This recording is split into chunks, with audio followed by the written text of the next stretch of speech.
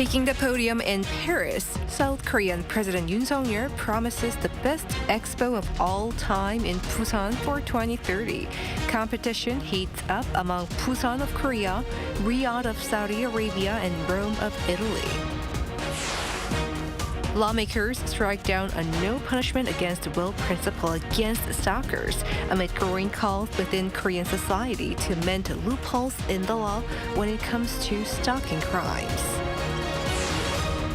Korea expands its adoption of a circular economy model in steel, petrochemicals, and batteries, among others, for a step closer to environmentally friendly production. It's June 21st, 2023. This is News Center. Good evening. Thank you for joining us. I'm Yoon Jung-min. President Yoon Suk-yeol says Busan is ready to put on stage the best World Expo of all times. The remarks were shared during his address at the BIE in Paris, along with K-pop star Psy, among others. Our presidential office correspondent Woo Soo-young starts us off. Technicolored and multidimensional, South Korea's pitch to host the World Expo 2030 in the southeast coast city of Busan featured President Yoon Suk-yeol and the country's most prominent figures in K-pop in a 30-minute presentation in Paris on Tuesday. Leveraging the country's digital technology and its recent history of modernization, Yoon delivered his speech in person, painting a vision of ideals with Busan as a platform of hope for progress and prosperity in a time of complex and urgent challenges. 70 years ago, once turned Korea to ruin. But thanks to the help of the international community, Korea transformed itself into an economic powerhouse full of high-tech industry and innovative technologies. Korea wishes to give back to the international community what it has received thus far. Yoon in particular drew attention to climate change and gaps in access to food, healthcare and digital infrastructure, which worsen global inequality. He pledged to provide Korea's largest ever assistance package for more than 110 member states participating in the expo, highlighting the Busan Initiative, which is aimed at providing customized solutions for developing countries. K-pop legend Psy, who rose to global fame with Gangnam Style and famously sparked a 20,000-strong flash mob in Paris 11 years ago, was also part of a star-studded appeal. Out of the norm and entirely unconventional, both musically and physically, my debut came as a shock to many. Despite the challenges that I've been through, I never gave up, just like Korea never did 70 years ago. With that Korean spirit, I had the willpower and the unwavering drive to create without conforming. The Busan Expo's chief architect envisioned a space inspired by the Korean tradition of harmonizing nature, humanity and technology, infused with sustainable materials and 100% green energy. Additionally, we are thrilled to present the world's first UN habitat floating city.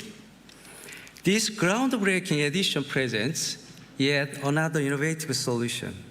Up against Italy's Rome and Saudi Arabia's Riyadh, the fourth presentation is considered the most critical pitch for the Busan Expo team before the member states go to the ballot in November. South Korea's pulled out all the stops with the president's pitch and the power of K-pop augmented by digital tech. But will this be enough to win the World Expo bid? The leaders of Samsung, SK, Lotte and Hyundai will also join forces here in the French capital at a reception event on Wednesday. Woo Soo-young, Arirang News, Paris. Three cities, South Korea's Busan, Saudi Arabia's Riyadh, and Rome in Italy, are intent on appealing to the Bureau International Exposition to host the 2030 World Expo. Our Song Yoo-jin brings us highlights from Tuesday's presentations to the BIE and what to look forward to. The race to host the 2030 World Expo is gathering pace. The final contenders, South Korea's second-largest city Busan, Saudi Arabia's capital Riyadh, and Rome in Italy. There were 4 candidates initially, but following the Bureau International de-Exposition's on-site inspections earlier this year, Ukraine's Odessa was ruled out. With 5 months remaining until the final decision, the 4th BIE presentation held on Tuesday was a pivotal moment. Sometimes, even like on the second or third presentation, quite often you could kind of see the front runner, people kind of drop out, etc. But we're already at the 4th presentation and no one has officially actually dropped out. So it's still a game that anybody could win. So that's extremely, extremely important. And also, this BIE, all the members are actually in attendance. Aware of the significance, key figures from all 3 countries spearheaded large delegations to Paris to showcase their strengths. Saudi Arabia started off with its ambitious investments. The Expo 2030 budget of $7.8 billion is catalytic to our broader Riyadh investment plans. Italy, the host of the 2015 World Expo, leveraged its rich history. I believe that Rome's trump card is the ability that Rome can guarantee to reconcile tradition and innovation. Busan, with its promise of a high-tech expo packed with technologies like AI and 6G, highlighted Korea's cultural and economic prowess. Renowned cultural icons such as singer Psy and world-renowned soprano Cho Soo-mi, as well as business tycoons like Samsung Electronics, took part in the campaign. But to gain a clear upper hand, experts suggest that South Korea should embody more universal values. That South Korea should be more convincing on some very important aspects, such like climate change, environment issues, sustainability, but also inclusivity. And when I think about inclusivity, I think about women's rights, LGBT rights, migrants' rights. The winner of the bid will be determined this November through an anonymous vote among member states at the BIE's 173rd General Assembly. To secure a victory, a city must receive a 2/3 majority of the ballots. If no city achieves this, the candidate with the fewest votes will be eliminated, and the city that garners the most votes in the final round will win. 송유진, Arirang News. Also in Paris, President Yoon's one-on-one with his French counterpart Emmanuel Macron reaffirmed their commitment to work together against North Korea's nuclear threats while tightening partnership in space and nuclear energy. Our Kim Do-yeon brings us highlights.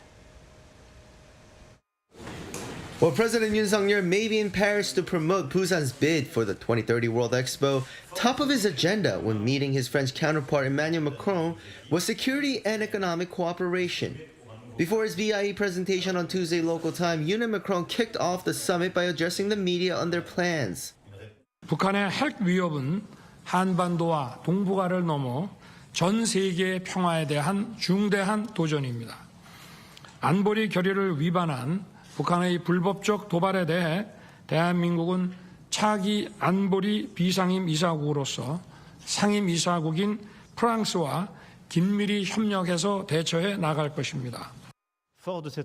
France will support South Korea in order to resolutely respond to North Korean nuclear threats based on a common commitment under international law to achieve complete, verifiable and irreversible denuclearization.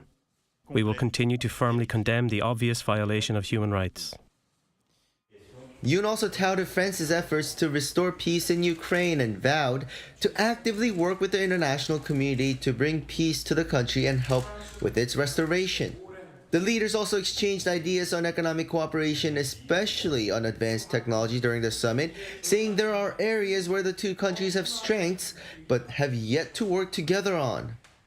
We will cooperate so that South Korea's new space agency can work with France's National Space Centre, which is the 3rd or 4th best in the world. This includes space exploration and satellite use. Also, as France has 56 nuclear power plants in operation, we will expand cooperation in small modular reactors, next-generation nuclear power, regulations, and decommissioning plants. According to an official at the top office, Yoon also spoke to Macron about mitigating the effects of EU's trade laws on South Korean companies. They also discussed cooperation in diversifying the supply chain and moving away from dependence on one country for certain imports. In the meantime, President Yoon also met with young entrepreneurs from South Korea and France at Station F, known as the world's biggest startup campus, and discussed using innovation as a force for overcoming challenges and crises facing the world. Yoon said endless innovation based on freedom and solidarity is needed to overcome such challenges.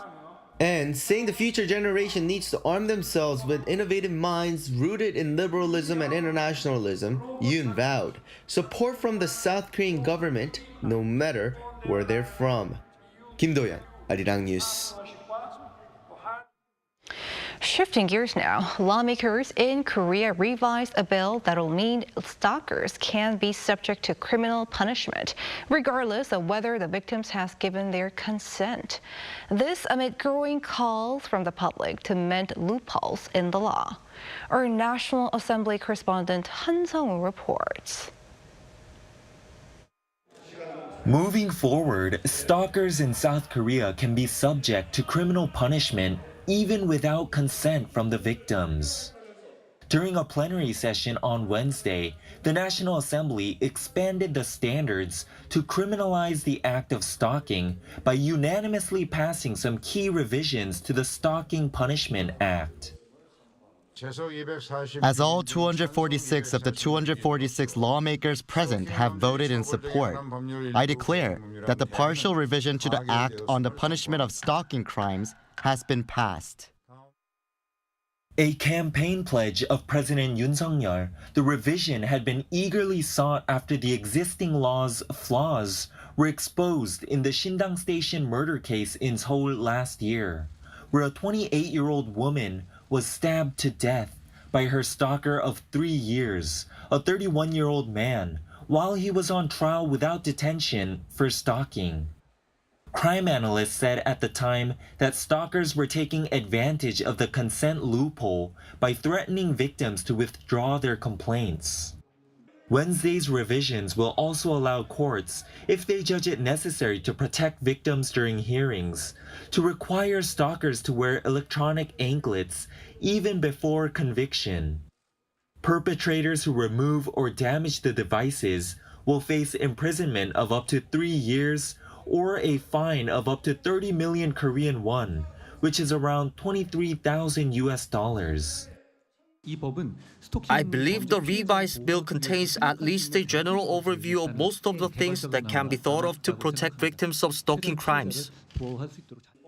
The revision also classifies acts of recklessly sending texts, photos, or video files through electronic devices as stalking.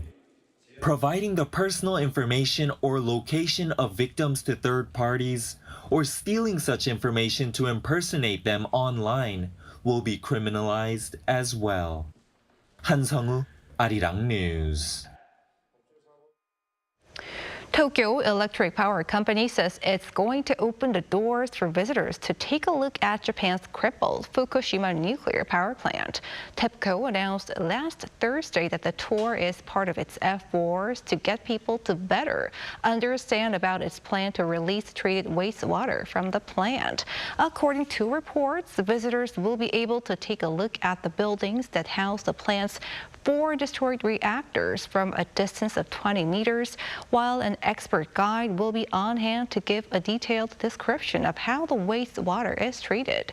A maximum of 20 people at a time can participate on each tour, and applications for the visit could start as early as next month. But reports say that Japanese people are skeptical regarding the tour.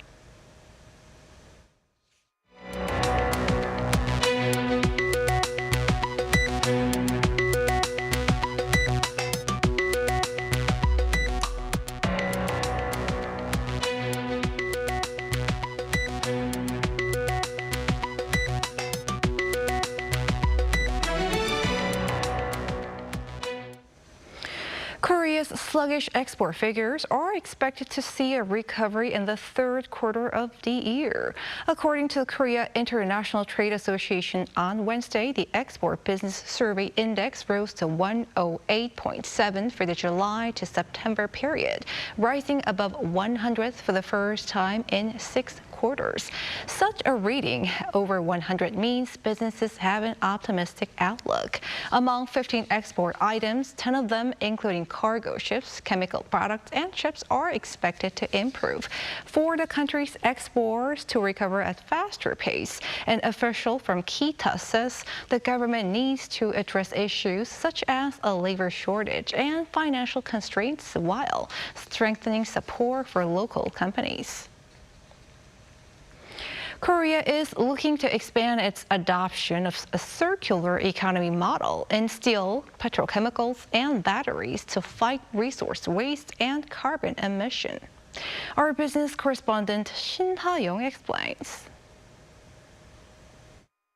The government is rolling up its sleeves to expand the so-called circular economy across several local industries.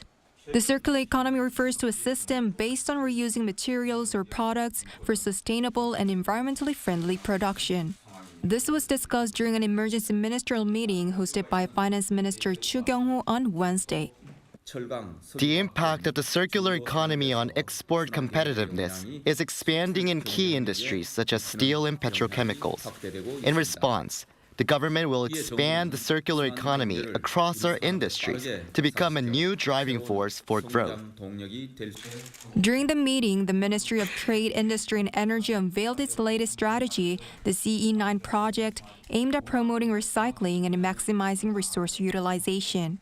Under the strategy, the government will seek sustainable growth for 9 industries, including batteries, petrochemicals, and steel. In the battery sector, a core component of electric vehicles, it will support the development of technologies to gather lithium and nickel from used electric vehicle batteries by backing research and development. It will also extend its support to initiatives aimed at producing oil from plastic waste while revising related policies.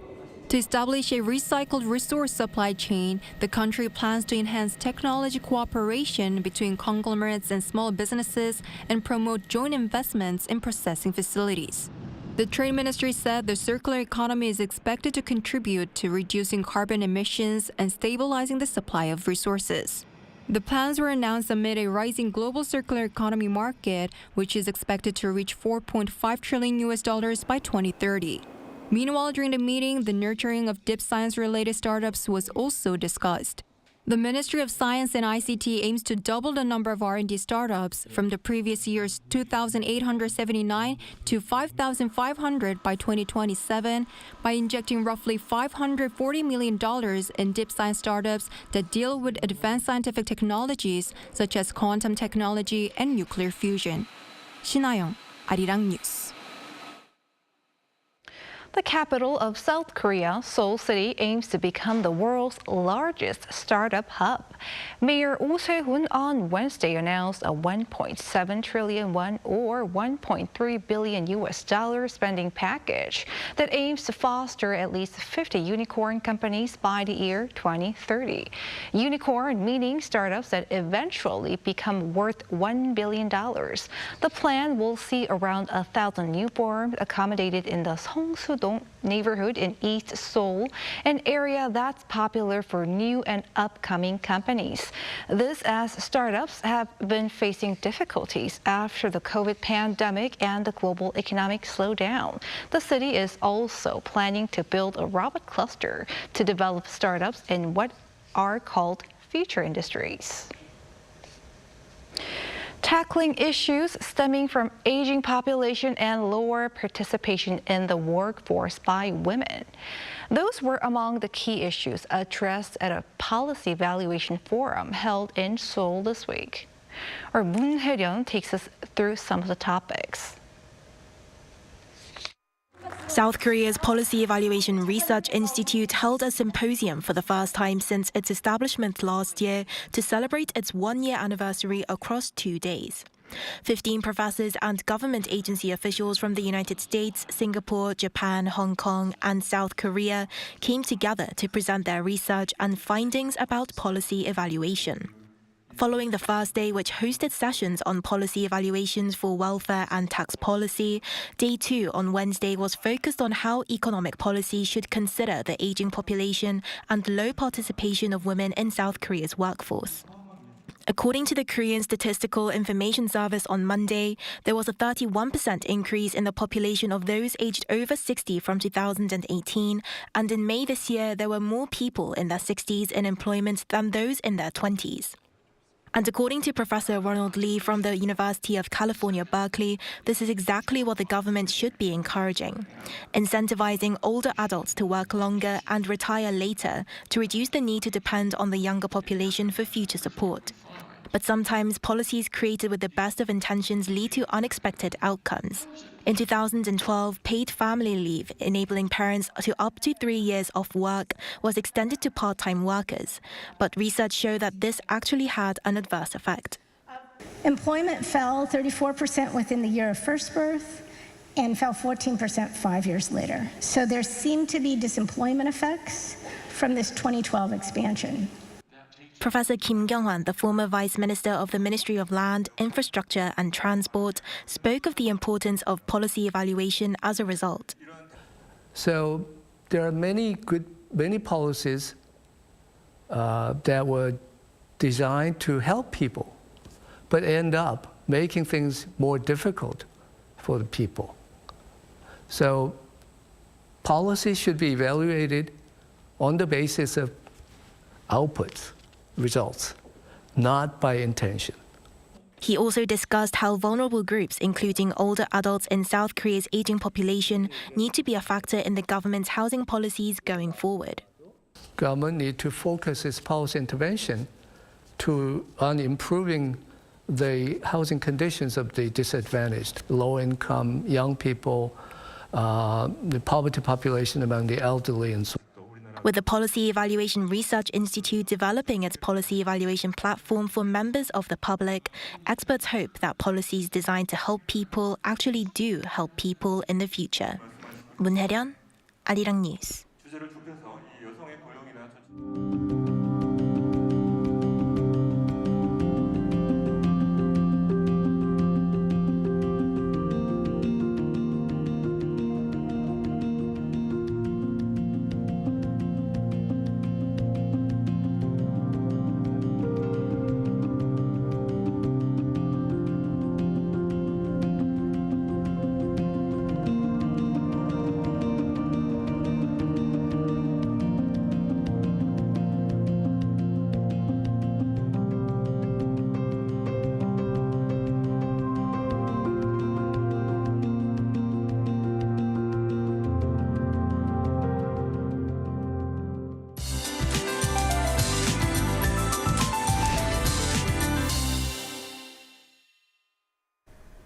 Most of the rain has tapered off as of this evening. Overall conditions will start to heat up again tomorrow. Maximum temperatures in Seoul will be hiking up to 26 degrees Celsius. They will be rising for the remainder of the week. For the south of the country, where a high-pressure system is covering the region, more scorching conditions are in store. For Arirang, highs will be topping out at 31 degrees. Due to unstable atmospheric conditions, spotty showers are expected for parts of central regions and the surrounding areas. The Seoul metropolitan area, Gangwon-do and Chungcheong-do provinces will see 5 to 40 millimeters. For the south of the country, where rain is expected, intense UV radiation is in the forecast. While southern regions will see UV ray index in the high to very high range, Jeju Island will be in the extreme category. Morning temperatures will hover around the seasonal average. Tomorrow, Seoul will start off at 18 degrees. Highs in Seoul will get up to 26, Gwangju 29, Daegu and Gyeongju will be reaching 30 degrees. And for this weekend, daytime highs will stay in the 30s for Seoul. For Jeju Island, monsoon rain will start on Sunday. It's all for now, and here are the weather conditions around the world.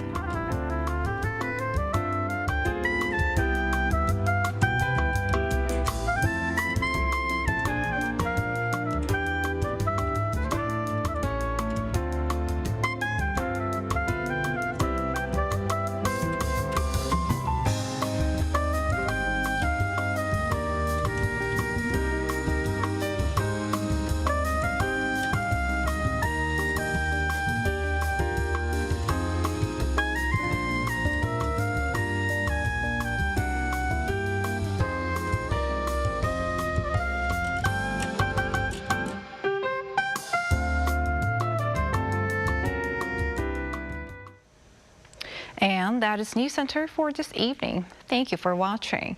A panel session coming up.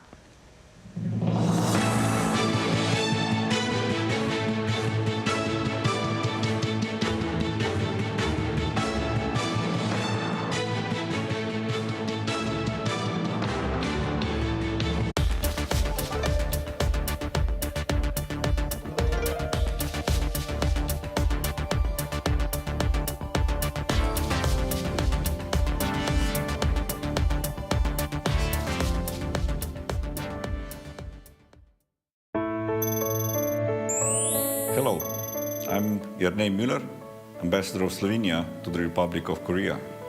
Right now, I see Korea shining in the world. Korea has many strengths and the global presence is already here.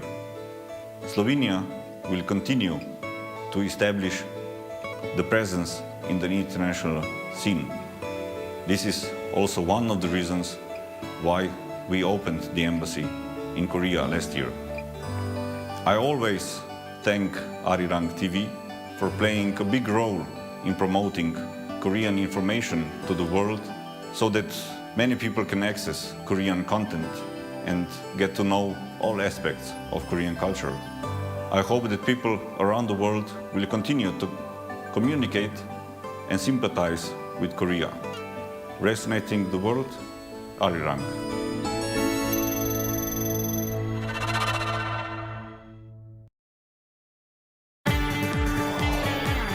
Arirang TV is conducting a quality and satisfaction evaluation to enhance the broadcast service for viewers worldwide. Please visit our website www.arirang.com to provide your honest opinions. Participants will be entered into a draw for a chance to win prizes. 2023 Overseas TV Viewer Survey. We look forward to hearing from you.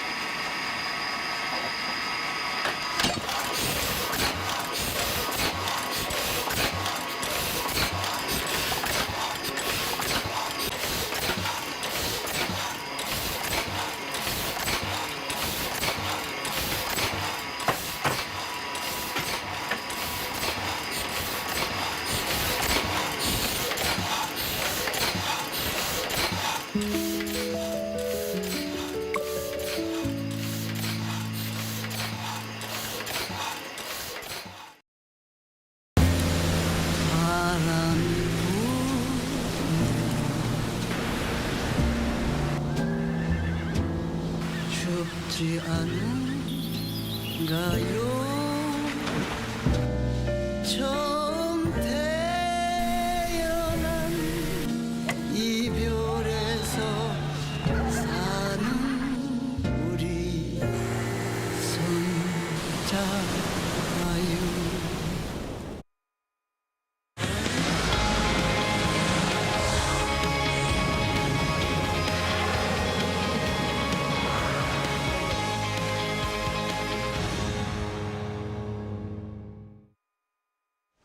Hello everyone, it's Wednesday and you're watching Within the Frame. I'm Kim Bo-kyung. The most serious shortcoming in the first half of the year. That is how Pyongyang described its failed spy satellite launch attempt at the recently held plenary meeting of the ruling Workers' Party of Korea. Adding on to that, Pyongyang vowed to correctly put the satellite in the right place. When will that happen? What else was discussed during the meeting? And with two major dates for North Korea coming up soon, what should we expect? For an in-depth analysis, we invite Dr. Ko Myung-hyun, Senior Fellow at Asan Institute for Policy Studies. Hello again, Dr. Go. Good to be here. And we also have Brian Myers, Professor at Dongsa University. Good to see you, Professor Myers. Same here. All right, first question to our Dr. Go. North Korea wrapped up a plenary meeting on Sunday, but it was without a speech delivered by North Korean leader Kim Jong-un, and this is considered quite rare. What is the reason behind this? So apparently it's the first time on the record that Kim Jong-un has given a speech during a plenary meeting like this.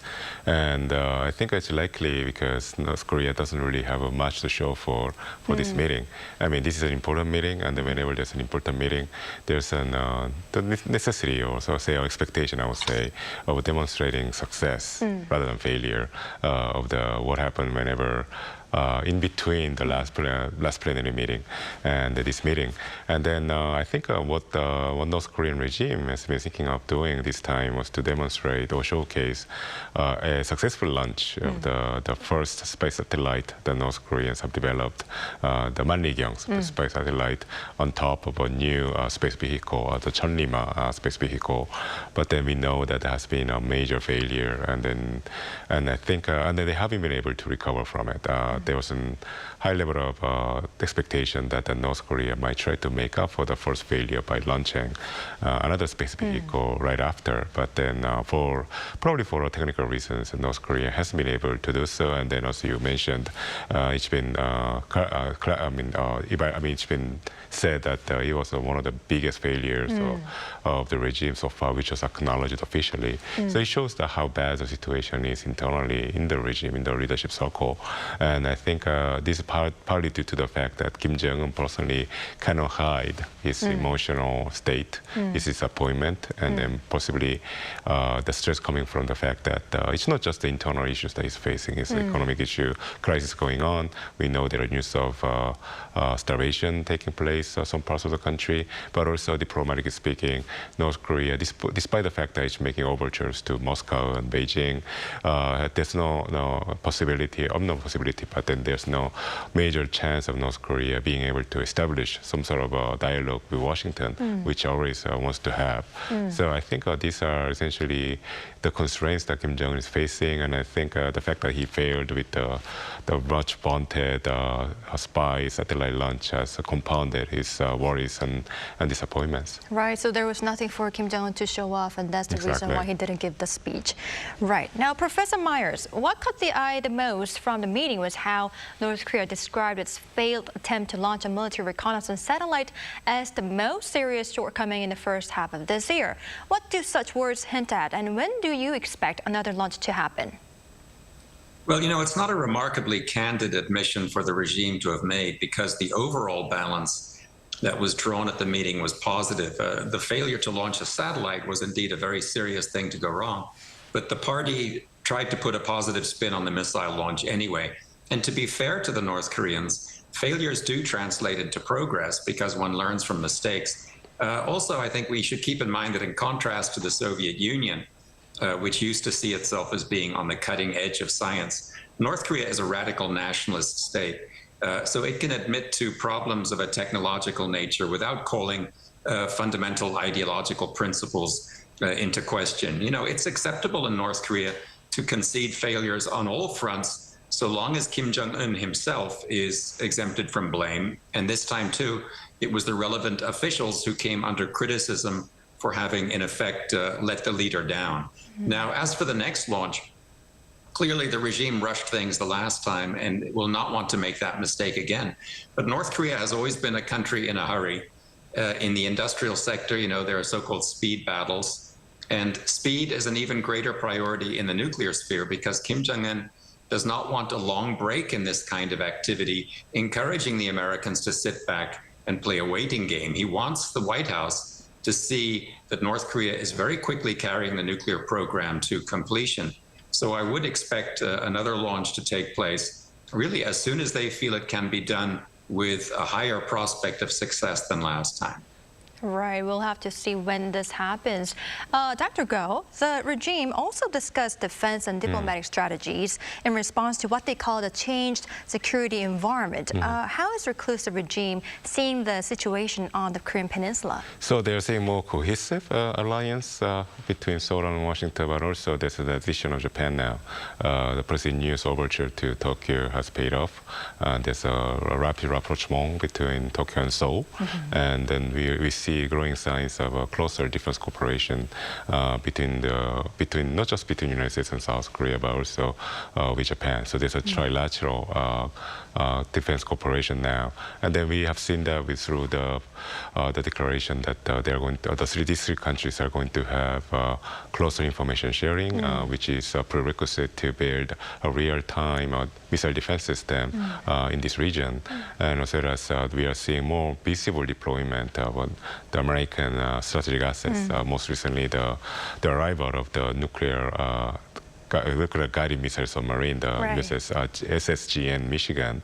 So all these signs probably is read by the North Korean regime as increasing pressure, military pressure coming from Seoul, Washington, and Tokyo. And this is not something that North Korea wants to be in. And essentially, it's not a happy place for them. So I think they're probably trying to find a way around it. But then for now, at least on the surface, they're declaring that they're going to match these actions by the North Korea's quote-unquote enemies with action. So it's likely that North Koreans are going to carry out military provocations to show that they are not they're not affected by this pressure.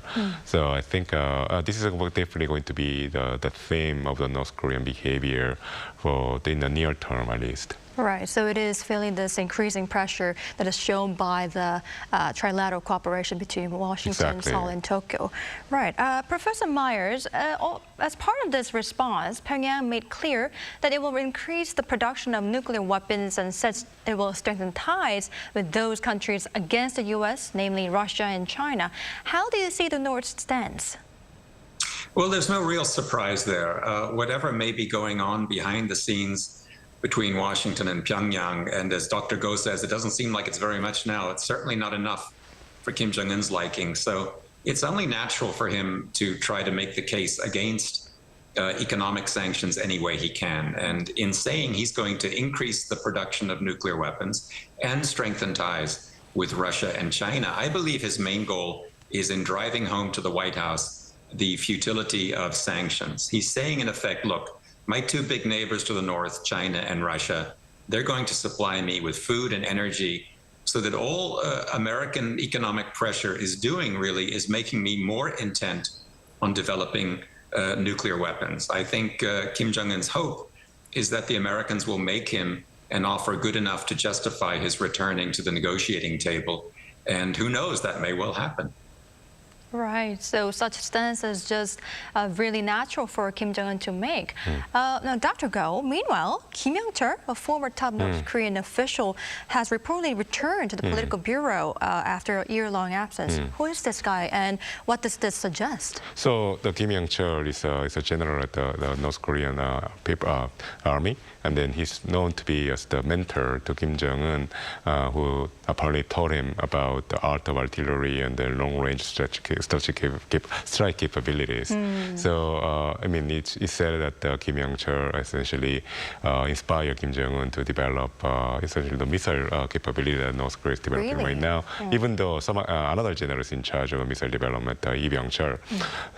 But then on the other hand, Kim Young-chul is not known as an independent thinker or like who has his own agenda, policy agenda, or like has a grandiose vision for the country. In many ways, he's a very loyal soldier, and that's probably something that Kim Jong-un likes and makes him trust Kim Young-chul, especially in trying times like this one. And clearly, Kim Jong-un is showing signs that he's under a lot of pressure and stress, the outside pressure and stress, probably, no internal ones. And then therefore, I think he needs to rely on somebody he is familiar with and he can trust out. So Kim Young-chul's return doesn't mean that North Korea is going to change its policy towards either in the economy or towards the outside. It means that it's going to stick to the current policies until Kim Jong-un himself changes his mind. But this question just popped up in my mind, but I previously said that he returned after a year-long absence, right? What made him to be absent for a while? So Kim Jong-un's personal management policy essentially is a revolving door. He only has a limited number of people. Essentially, his pool of talent is pretty limited. He only has a limited number of people he relies on. But then he also is afraid that, apparently is afraid that if you put too much power at the hand of one single person or individual, he might or he or she might, become a rival to him politically. So he wants to show this person his or her place in the system, that Kim Jong-un is the ultimate power arbiter as well as the leader of the country. So that's the reason why he has this revolving door policy for his personnel. So I think he probably demoted Kim Young-chul, replaced him for a position of power for a year or so to show that Kim Young-chul only owes to Kim Jong-un himself for his power and influence. Interesting. Right. Now, Professor Myers, why don't we turn our focus to the fallen rocket as well? Last Friday, the South Korean military finally retrieved a sunken part of the North Korea's crashed space rocket, which is presumed to be part of the rocket's second stage. How significant is this salvage operation? Well, it's a propaganda coup, and it's something, of course, that the North Koreans were not very happy about. But I guess the full significance is only going to become apparent when the investigation or the inspection of the wreckage is finished, and that's going to take a while longer because the military is trying to salvage as much of the rest of the missile as possible. And as everybody knows, there's a lot of strong currents in the Yellow Sea. The visibility is exceptionally poor, and the Americans are going to have to join in investigating the wreckage. I think one focus of the investigation is going to be on identifying the country of origin of engine parts and any other components, so as to ascertain which, if any, foreign entities are helping Pyongyang violate international sanctions by developing nuclear weapons. So I think it's going to draw back the veil a bit, and that's something the North Koreans really don't want, which is why they issued an SOS to China as soon as the satellite launch failed. They wanted China to get to that wreckage before the South Koreans, and ironically enough, that SOS was intercepted by the South Koreans and made it easier for them, apparently, to find the wreckage. So I'm sure the relevant officials got criticized for that as well at the plenary meeting. But yeah, this could turn out to be quite a significant intel boon for the alliance, depending on how much more can be brought to the surface. Right, I see. Now, staying on the wreckage front, Dr. Go, I'd like to ask you, South Korea's military is still searching for the other rocket parts, as our Professor Myers already told us. And that includes the rocket's third stage and what is believed to be the satellite 만리경. If salvaged, what different data could we get? Oh, it's going to be, as Professor Myers said, a major intelligence bonanza. There's no doubt about it. It's something that I look forward to. So after recovering, if it's possible, recover the third stage, and we have access to the space satellite itself, the 만리경 satellite, then it's going to be a very complex piece of technology. It's going to be the cutting edge state of technology that North Korea has put into. And then it shows that how much North Korea had access to this kind of technologies. There's a combination of, say, not just a space satellite technology, but it's also about optics and communications too. I think it's something that the alliance is very much focused on. What kind of communication technology they had to put into the satellite, because they have to transmit whatever image that satellite takes from the space back to the base station on the ground, and it has to be encrypted so that the outside like actors cannot have access to what kind of information the satellite is collecting. So essentially, this is going to be a complex of cutting-edge technologies that North Koreans reputedly have. So essentially, getting our hands on the satellite is going to be a major, even a turning point in our understanding of North Korea's missile development, as well as having access to the components of the satellite, which will allow us to have a glimpse on what kind of sanctions, evasions activities that North Koreans have engaged in order to procure these components. So by extension, I think we're going to be able to understand what's the web or network of suppliers outside of North Korea that has allowed North Korea to reach such a high level of missile and space technology development in such a short span of time. So that's the reason why we very much look forward to it. Right, we will. Now, Dr. Go, meanwhile, North Korea fired 2 short-range ballistic missiles toward the sea last Thursday. What was the reason behind this? So, the North Korean regime has announced during the plenary meeting that their action going forward against or vis-a-vis United States and South Korea will be action for action. So the launch of the 2 short-range ballistic missiles was in response to the major fire exercise that South Korea and the United States have been engaging in the last couple of months. So essentially, this is an action for action gesture on the part of North Korea. But then on the other hand, it shows that the North Koreans are probably reaching, in a way, the limit of their own military capabilities, because given that the scale of the South Korea and the U.S. joint exercise has been pretty major, I think the 2 countries have put into showcase some of the most cutting-edge weapon systems. But then North Korea could only muster 2 short-range ballistic missiles, which are neither new or actually powerful.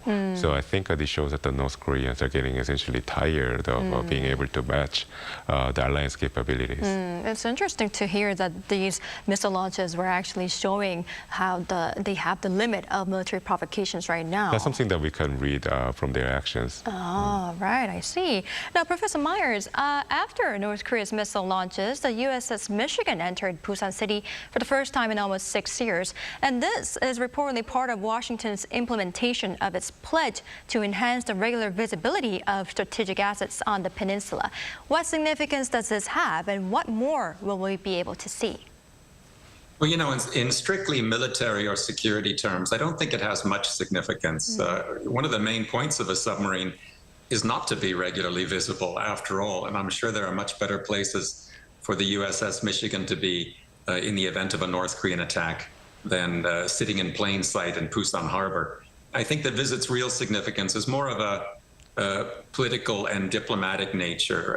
As you guys reported on Arirang at the time, President Yoon agreed in the Washington Declaration last month that South Korea would continue relying on America's nuclear capability instead of pursuing its own nuclear program. So the submarine visit, I think, was intended primarily as a public diplomatic gesture to reassure the South Korean people of America's commitment really to defending this country by any means necessary. Now, I don't think we'll see too many more visits of this kind, because I don't think the U.S. Navy is going to be very happy about its nuclear assets being used in this ostentatious way. And I'm in Busan right now, as you know, and I think when you're trying to be chosen for the Expo, as our beautiful city deserves to be, you don't necessarily want this kind of headline too often. That's right. Now, Dr. Go, before I let our experts go, I'd like to ask you this last question. North Korea will be preparing for events for two major dates, which are July 27th and September 9th. What significance do these dates have, and what could we expect? So July 27th marks the Armistice Day. This is the day that the Armistice was signed after, which marked the end of the Korean War back in 1953. But then this is celebrated as a victory day in North Korea. So this is more for North Koreans claim that they have won the Korean War against South Korea and the United States. So that's the reason why they commemorate this particular date. September 9th is a State Foundation Day in North Korea. So these have traditionally been occasions for North Korea to showcase their greatest and latest weapon systems in military parades. And then parading their weapon system has been part of their provocation or a communication strategy vis-a-vis the rest of the outside world. So the typical provocation cycle consists of showcasing a new weapon system, then testing them, and then deploying them at the final stage. So that's the reason why the outside observers are very keen on what kind of weapon system North Korea will showcase in these parades. And then given in the backdrop of the spy satellite launch failures, I think North Korea has a motivation to take advantage of these opportunities to show new weapon systems, or maybe at least to show that the ICBMs, which actually signals to the outside world that the North Koreans are very much keen on threatening the outside world with their nuclear capabilities. So it's going to be a political and symbolic event for the North Koreans to demonstrate that they are not feeling the impact of pressure from the outside world, and also that they are steadfast in their line of a strategy of matching outside action reaction. Right, and they're going to do that by showing the latest weapon system, exactly. Right? All right. Now, unfortunately, this is all the time we have for today's edition. Thank you, Dr. Go. Thank you. And thank you, Professor Myers, for your insights. Thank we you. really appreciate it. All right, that's all for Within the Frame tonight. We'll be back tomorrow with more in-depth stories. Thank you for watching, and goodbye.